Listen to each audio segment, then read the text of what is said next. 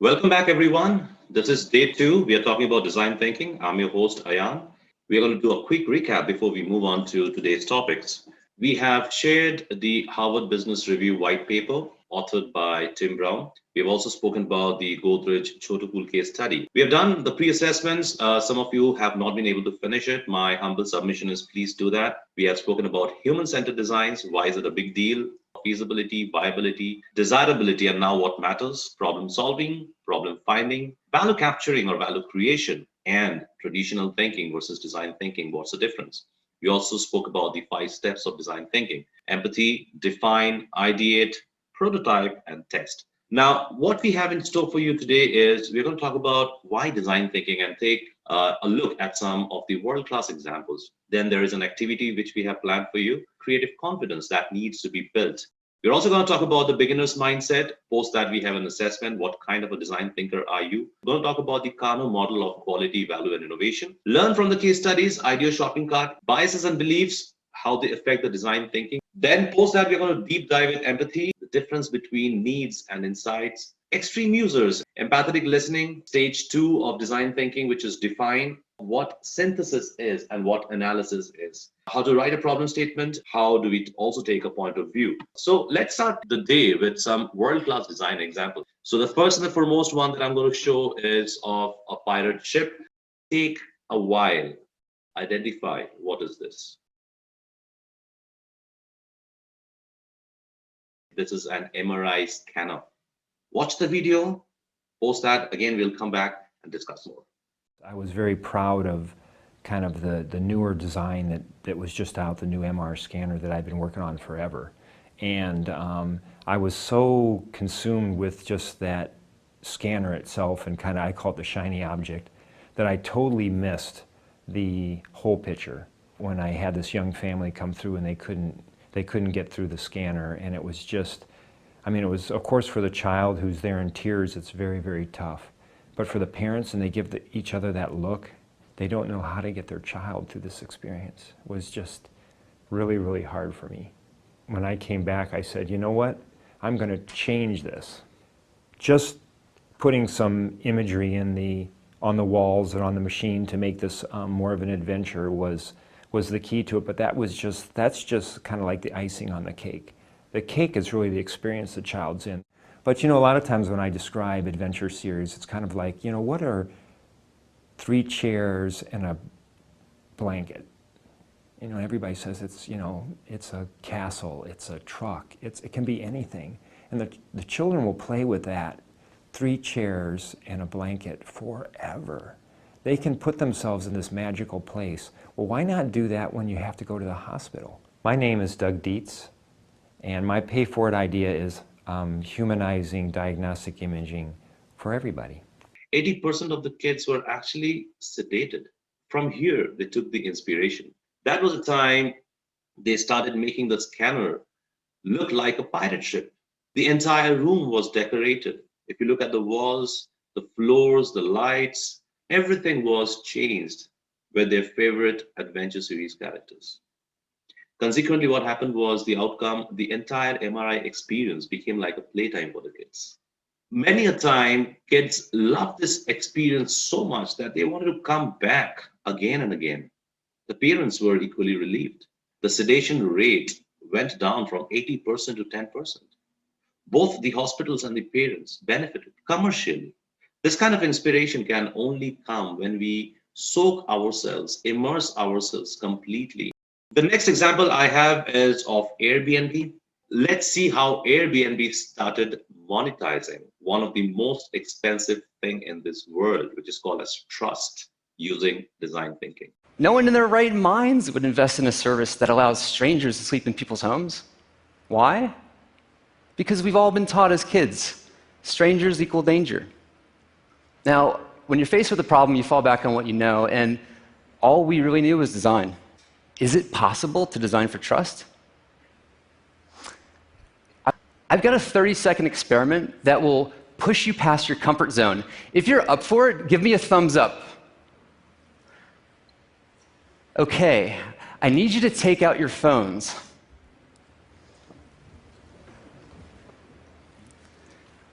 Now that you have your phone out, I'd like you to unlock your phone. Now hand your unlocked phone to the person on your left.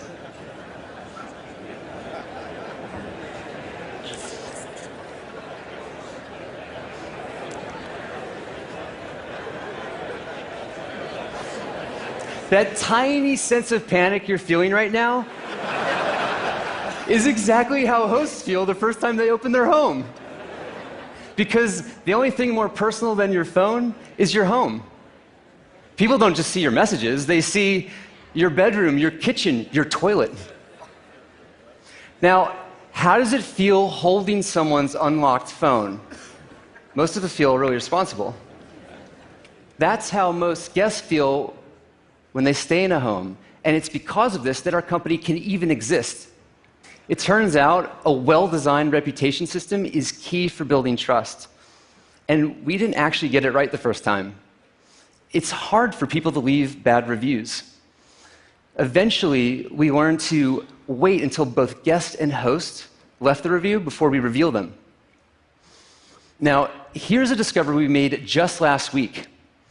We did a joint study with Stanford where we looked at people's willingness to trust someone based on how similar they are in age, location, and geography. The research showed, not surprisingly, we prefer people who are like us. Now, if you've got less than 3 reviews, nothing changes. But if you've got more than 10, everything changes. High reputation beats high similarity. The right design can actually help us overcome one of our most deeply rooted biases. We bet our whole company on the hope that with the right design, people would be willing to overcome the stranger danger bias. Joe Gebbia, at one point of time, he bet his whole company on the belief that if they could get enough reviews on strangers from another set of strangers, they will be able to overcome the stranger danger bias. Airbnb actually became the leader in its category. They own absolutely no property, completely asset light. Let's go on to the next example and let's see how the Embrace Infant Warmer revolutionized the way incubation happened for babies.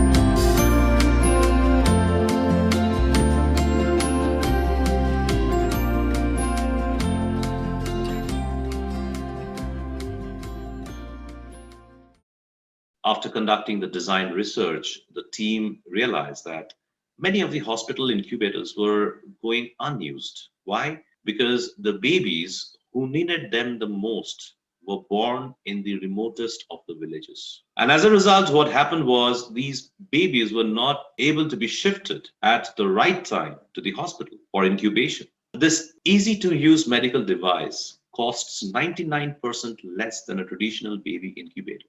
Yet another example Starbucks, why do we spend there? Is it the coffee that we are buying? The answer is no, we are not buying coffee. What we are buying is an experience. The F&B industry was really struggling with the drop in sales and poor margins. Starbucks interviewed hundreds and hundreds of coffee drinkers, and they were surprised to find out that the overwhelming consensus actually had nothing to do with coffee. So, what were people looking at? So, they were looking at a place to relax. The round tables were introduced in Starbucks because many coffee drinkers were flying solo. There's a self esteem which is protected with the round tables because the round tables do not have edges. There are no empty seats. Let's see what Netflix does.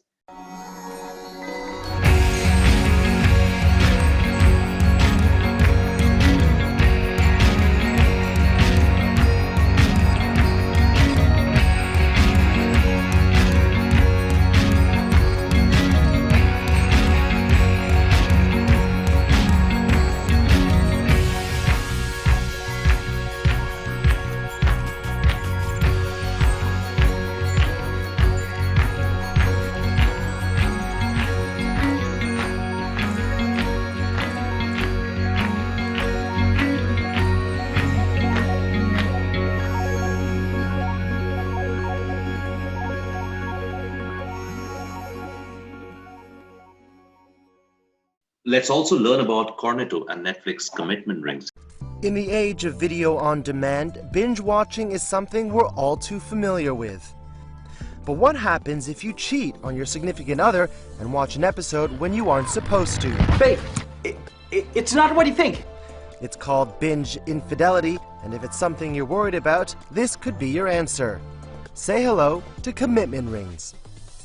Developed by British ice cream maker Cornetto, the rings allow you to stream your favorite series, but only when both sets of rings are together. If they aren't, the show simply won't play. The ring uses NFC or near-field communication to connect with an app on your mobile device, which is synced to services like Netflix, Hulu, or Amazon Prime. You just select the shows you want to watch as a happy couple, and from there, it's happily ever after. Or at least, you hope so. Isn't that fascinating? In an era when companies were struggling to leverage the trend to their benefit, both in a kind of a structured manner and also with a proper business model around it, Netflix always remained ahead of the curve in understanding human needs. We can wear the Netflix socks that will pause streaming as soon as we fall asleep, and the commitment rings that will allow streaming of episodes only when both the partners are wearing their rings and are nearby. These are just 5 examples that I've picked up. If we look around, there are more examples. In the late 90s, all the major household hygiene brands were fighting to create a more potent floor cleaning solution. And after spending hours in the field, behavioral scientists at P&G, they realized that the floors actually themselves were not too dirty. Instead, consumers faced the challenge of spending hours in the process of cleaning, not just the floor, but the mop per se. So was born Swiffer. It uses the razor and the blades business model, where the consumer purchases the handle assembly at a low price, refills and pads over lifetime. Instead of spending hours cleaning both the floor and the mop, which is the cloth, now they can simply change the pads through an easy mechanism. Not to forget the iPod. Actually, there was no well-articulated conflict or business challenge in 2001. Sony had more than 50% of the market, and people were a big fan of the Walkman, if you remember. And while transferring music was a very tedious process, people still were not actively looking to have a kind of a new experience. With the iPod, we could just stick a CD into our Mac, and in just 10 minutes flash, it would be on the device in our pocket. Now, that was integration on a whole new level altogether. And being able to automatically sync our music libraries by just hooking up the iPod, that was indeed radical. Another revolutionary product is the white little box, the Wii. Prior to the Wii's release, the video game industry's core demographic were hardcore gamers, predominantly the young males. Now, to appeal to them, the existing innovation efforts were centered around better visual and better graphics and better audio. However, in 2005, Nintendo absolutely created a kind of a blue ocean strategy.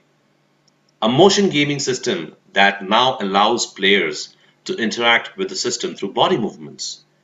The console was an immediate hit. Suddenly, gaming experience became more appealing to the entire family and not just the young male. Doing away with using high-end graphics meant that Nintendo could also price the console much lower than Xbox and PS3. The outcome was even the grandparents started playing video games with their grandchildren. A global collaboration that brought the worlds of sports and music together like never before. The first of its kind product, which was developed through this partnership with Nike and Ipod. It's a kind of a sports kit, a wireless system that allows the Nike Plus footwear to talk with the iPod Nano and connect us with the ultimate personal music and workout experience. A revolution happened in the early 2000s. Bank of America hired a design research firm that observed a dozen families and interviewed people on the streets. Critical insight was formed that people round up their checkbook entries and financial transactions as it was more convenient, and so was born their product, Keep the Change. Every time one buys something with the Bank of America Visa debit card, the bank rounds up the purchase to the nearest dollar and transfers the difference from your checking into the savings account. 200,000 new customers in just one quarter. Within the first year of launch, 2.5 million customers signed up for Keep the Change. And the examples just go on. So, why did we learn all of these examples? Would Doug Dates be able to build his pirate ship MRI scanner machine if he just believed in his repeatable, proven process? If he didn't use his intuition?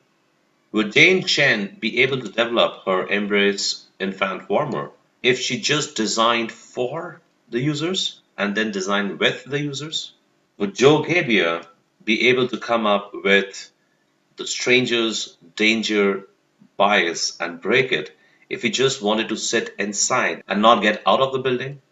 Would Netflix be able to enhance the experiences if they just talked about facts and then care about the feelings? Would Starbucks be able to redefine a coffee drinking culture if they just believed in the historic data and ignored the stories? All of these classic examples are case studies of design thinking. As they say, open your eyes and you'll find your greatest teachers are right there in front of you. As design thinkers, we must open our eyes and embrace our users. So what's going to be your design story? With this, I end this video. Next, we will install your creative confidence and we'll also speak about the beginner's mindset. Until then, see you again.